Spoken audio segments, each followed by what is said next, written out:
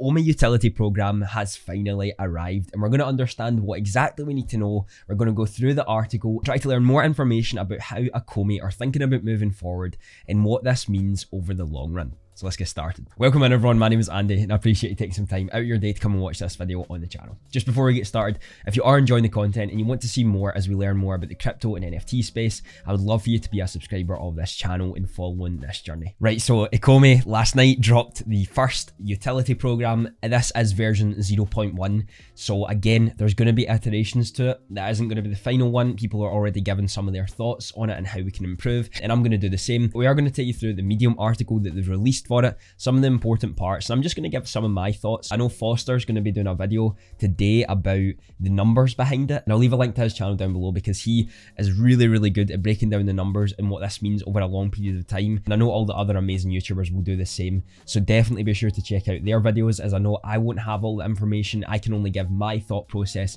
and what I know so far. Some people are a lot smarter than me in this field. I'm just here to give you as best information as I can. Okay, so just a little side note here before we get started.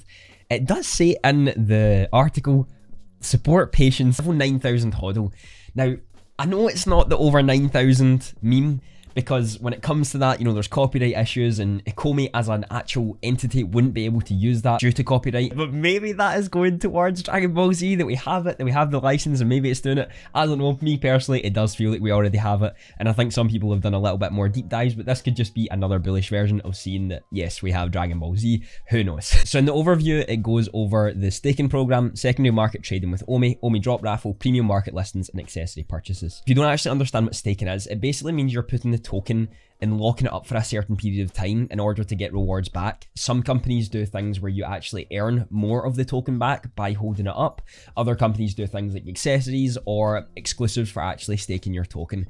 Now, one of the things I have been seeing on Twitter that it seems a lot of people are misinterpreting is that if you're to stake OMI, they believed you were going to get OMI back. Ecomi have said from the very beginning that this was never going to be the case when you staked your OMI, because the way that the token works and the way that they're working towards their token being deflationary, it wouldn't work, and I believe it'd be a security risk by doing so. You're never going to be able to earn OMI by staking OMI with Ecomi themselves. Maybe there's going to be exchanges in the future that will allow you to earn OMI by staking the OMI on their exchange. As of right now, by doing what we're doing, you're not going to be able to earn OMI through staking OMI. Just want to make that clear. And if you're someone who's here solely for that purpose, there's other tokens like the Alluvium token that you can earn some great rewards back from, and I know Cardano do the same as well. So there is other places to look if you're looking to earn that passive income. With Veve, it's going to be a little bit different, but again, I think most people aren't really here for the OMI to OMI staking sort of thing. To advance to the next tiers in the staking, more staked OMI will be required, and it will be locked for a predetermined time. And if you don't want to wait for the required staking period to expire, you can move to the next tier. You can fast track your way there by burning a specific amount of OMI. Now, this leads back to the circulating supply, and the main focus of this utility program is to burn circulating supply to lower the amount of tokens that are in supply, which will increase the price of it because it will be obviously more scarce. And if we continuously run this over 5 to 10 years, you know, the token really does become deflationary as hell. And I'm sure when we see Foster's video of more people getting into the token as the years progress, you know, once we're on Coinbase and Binance and that sort of stuff, then this circulating supply burning mechanism will seriously be a big game player as we move forward with this and as we get more people. Because if I'm not mistaken, we have maybe like 80,000 people who hold the token. It's between 80 and 120,000 is what I remember, but I can't exactly remember where I saw it. If we're speculating that maybe in a couple of years we have 10 million active users on Veve, and we sort of do that in the comparison of how many holders there are right now compared to the active users, then we could see upwards of 1 million people who hold at least one OMI token anyway. And this sort of circulating supply burn from all those people could be a massive game changer and allow the token to reach some of the price predictions that people are putting out there. Have a look at the staking tiers then. There's 3 tiers so far from what we have. We have the first one, which is OMI Homie. That's $1,000 of OMI that you're going to have to do, and to fast track that, that is 25%, so it's $250 worth of OMI, and the lock period is 30 days. So the OMI Homie gets a OMI Homie 3D and profile badge, accessory purchases with OMI, premium market listings with OMI, and a percentage bonus on all points earned. So this is in relation to the Master Collector program as well, but getting some of the badges once they're released, accessory purchases with OMI, which again is great, lowers the amount of tokens in the overall supply. and premium market listings, which will be coming a little bit later. Tier 2, we have OMI Millionaire, which is $5,000 worth of OMI, and to fast track that is $1,250. The lock period is 60 days, and you're going to get everything in Tier 1, as well as a 3D and profile badge with OMI Millionaire, additional percentage bonus on all points earned, so that will be increased, access to OMI Drop Raffle, which we'll talk about a little bit later, secondary market trading with OMI, burn NFTs for points, and a 0.5% OMI market transaction fee for the buyer. And the third and final tier is OMI Kenobi. What a name, by the way, that's incredible. And once they release OMI Kenobi as well on Veve, I am sure to be getting them.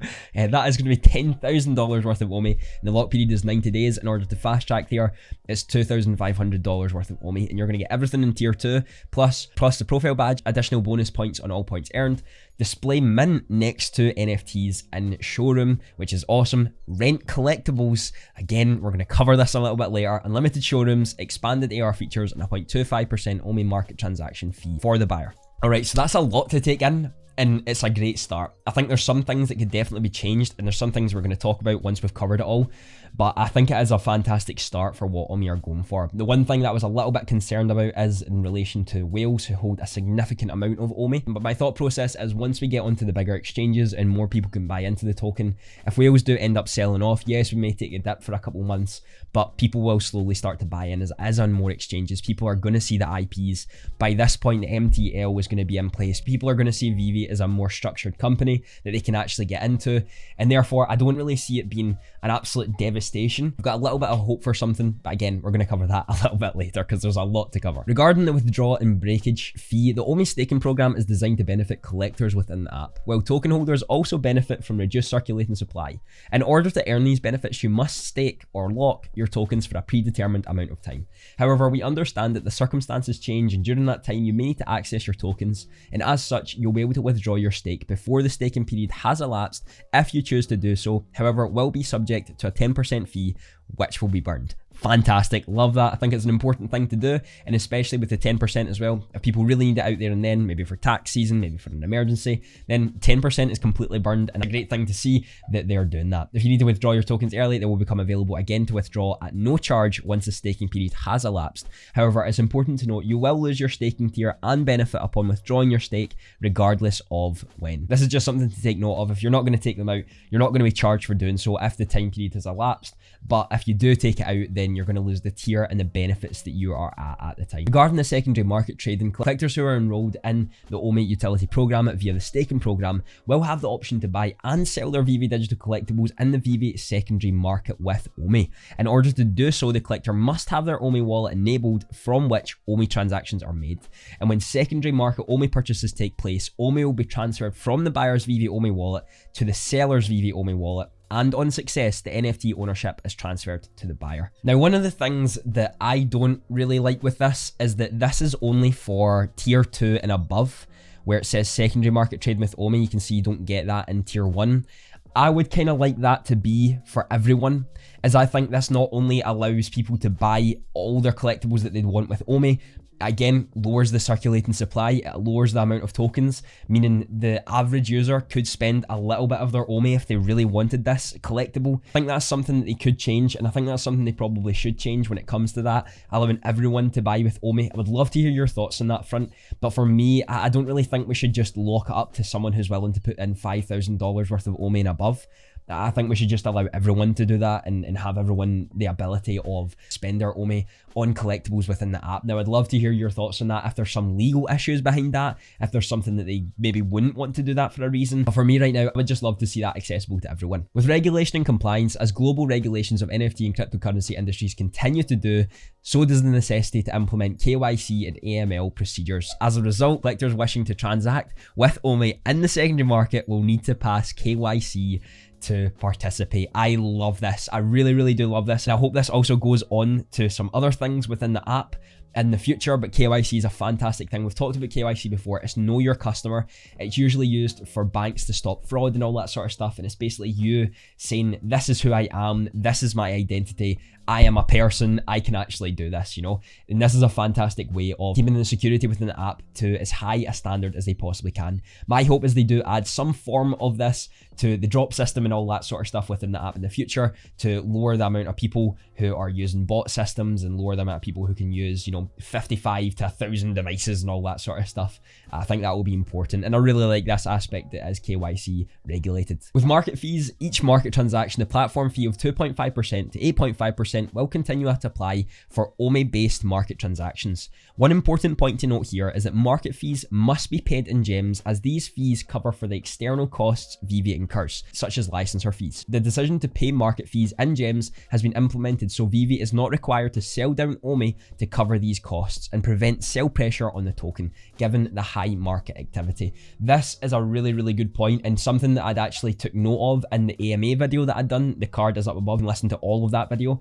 But I suspected that if you were buying with OMI, the transaction fees that you're going to be paying would be in gems, because it just really wouldn't work in that way for OMI to be all of it. You are going to have OMI and gems in order to cover the transaction fee, which is fine. You know, that's not a bad thing. It's actually quite a good thing. So this is something you've also got to take note of when we are moving into this. You're going to have gems if you're buying with OMI as well to do so. The OMI market transaction fee. Whilst the seller is required to pay the market fees in gems, the buyer will also be required to contribute a small portion of the OMI transaction to the burn wallet to reduce the circulating supply of the token, thus contributing to the token scarcity and overall tokenomics. Let's take an example of this then.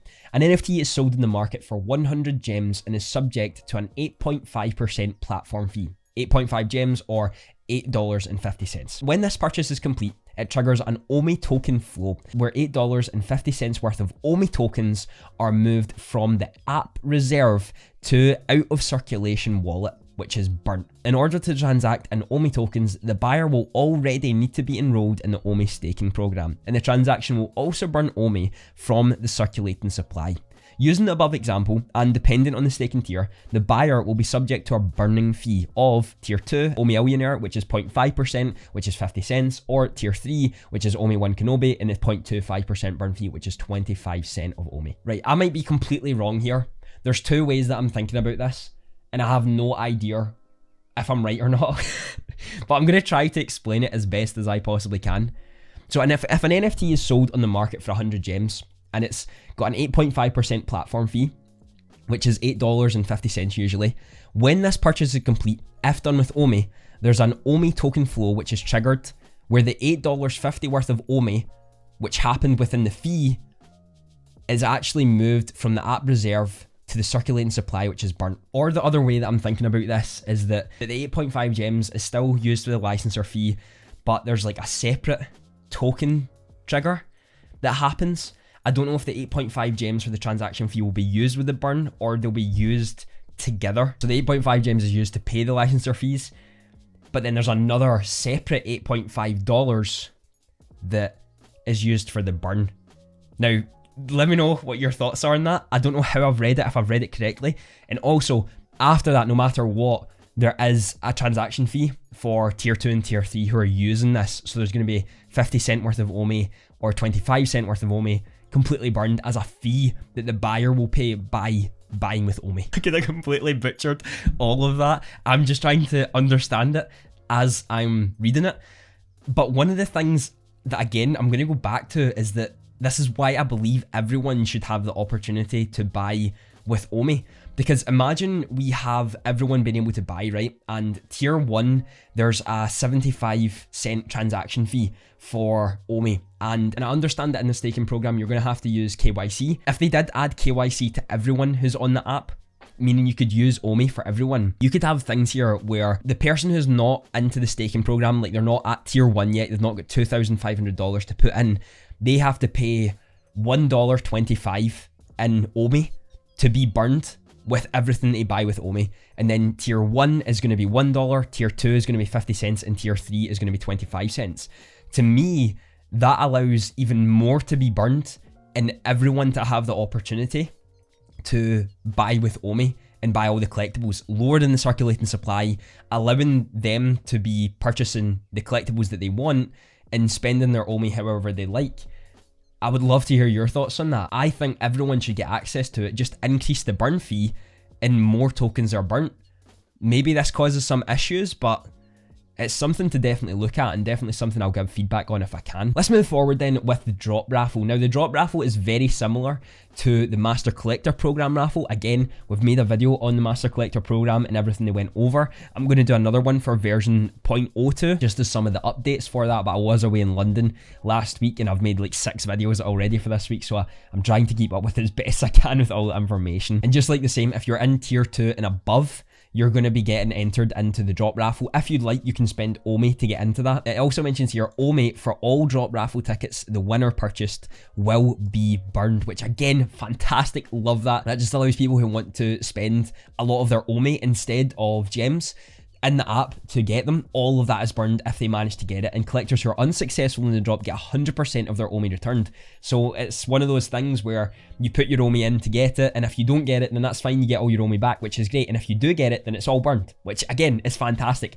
I am quite happy with that being in tier 2 or higher, because it's more likely going to be people who have more OMI that are going to get into this and are going to get into the tier 2 system.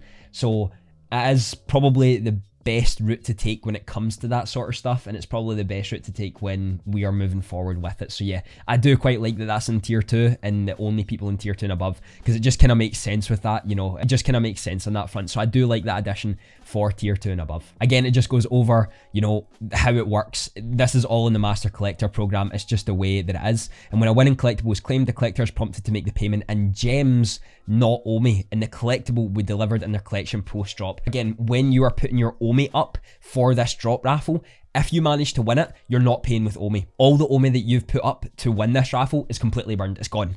And you will then have to pay with gems in order to get the drop itself, which I think is really, really cool. I like that addition, and I think that's a fantastic way of burning more, especially for things, you know, when something like Darth Vader comes out, you know there's going to be big whales that are wanting to get in on that, they're wanting to get it, especially if they're enjoying the app and the collectibles. Maybe they're not, maybe they're just crypto people, but if there are, then this is a fantastic way of burning more, and we'll see that as we move forward. Accessories. Within the store, the various accessories will be made available for purchase using OMI tokens. Accessories that can be purchased with OMI will generally not be branded high edition items, allowing collectors to check out their showrooms, and OMI that is spent in accessories are burnt. This, again, fantastic thing to see. We knew that accessories were coming, we knew that we were going to be burned. I think that's just a good addition. It just allows people to check out their showroom, especially when we've got things like the Veve house and we've got our showrooms and our vaults that are looking really cool. We can use them in the web app and they actually run smoothly. Accessories will be a good thing. This is a whole process, and I'm really not expecting anything anytime soon. I know it's going to take some time. I'm here for 5 to 10 years minimum,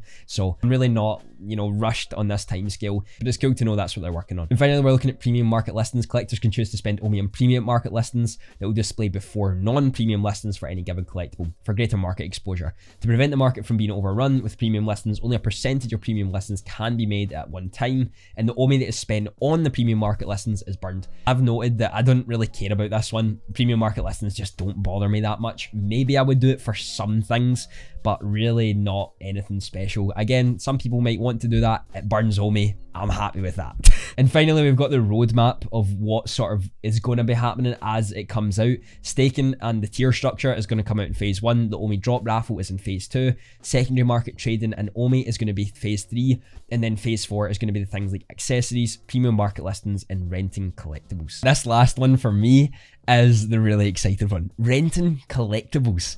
I think that we are going to be able to earn a fair bit of passive income with renting collectibles in the future, especially from the white papers where it mentions they want to bring in things like games, like racing games and all that sort of stuff, and already the things that they're transitioning with and into. So for me, that sort of begs the question of what are the best things to buy in masses for getting these collectibles and getting these availabilities of renting in the future if you're someone who wants to do that. So that's the likes of the DeLorean. If you've just come into the app, the DeLorean used to be drivable, but they took away that feature early on. And I believe they're still going to be having those things in the future. So for me, the things like the Back to the Future stuff, the DeLorean, as well as the hoverboards. And then you've also got things like Ghostbusters Ecto 1. Also got all the Marvel Mighties, which I can see being in relation to games that are played in the future. And if you can rent out those collectibles for the games, then you could earn a fair bit of passive income, especially if we move to mass adoption in the next decade or so. If you're someone who thinks long term and are willing to hold over a long period of time, then maybe this could be one of the best moves you ever make. And I think I'm going to make some of those moves myself to make sure I'm ahead of the game and ahead of the curve when it comes to this. Now, I'm not too sure which tier I'm going to go for. I'm going to do my goddamn best to get into tier 3, but I need to make sure that I'm keeping some of the OMI that I've got in order to get Veve land, as I'd really like to get some of that when it's first released. So I'm not too sure what I'm going to go for in the beginning, but it will be interesting, and I'm really excited with this first iteration of the utility program. There's definitely some things I'd like to talk about further when it comes to the tier systems, and I do believe that some things should maybe be moved to different tiers, or we should maybe add additional things to the upper tiers that would allow more people to get involved and that would just allow more burning to happen. But I know this is the first iteration. There's a lot that they can change and a lot that they'll be looking at to see what the community are really after when it comes to this, and they've been listening to us the whole time, and it doesn't surprise me that they'll do the same when this happens. One thing I would like to see is a little special thing, and I've saw some people talking about it on Twitter, but having a separate tier for the top 100 holders, excluding the people who work for Ecomi.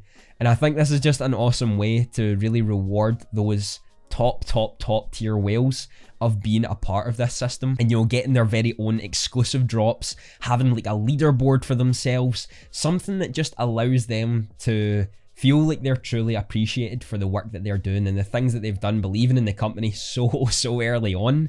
You know, I think that's a good thing that could be added to this, just to bring a little bit more benefit to those who hold significant amounts of OMI. But I guess that's just something we can tell the team, we can talk to the team about it, and hopefully they understand where we're coming from. But what's your thoughts on the OMI Utility Program? Do you like this first iteration? Is there some things you would change? Or what are you hoping for in the future with it? I'd love for you to know down in the comments, and if you have enjoyed the video, be sure to hit that subscribe button, as I would love for you to be a part of this community as we move forward learning about this space. I know the video on the screen right now will be something you'll love to watch. Have a fantastic day.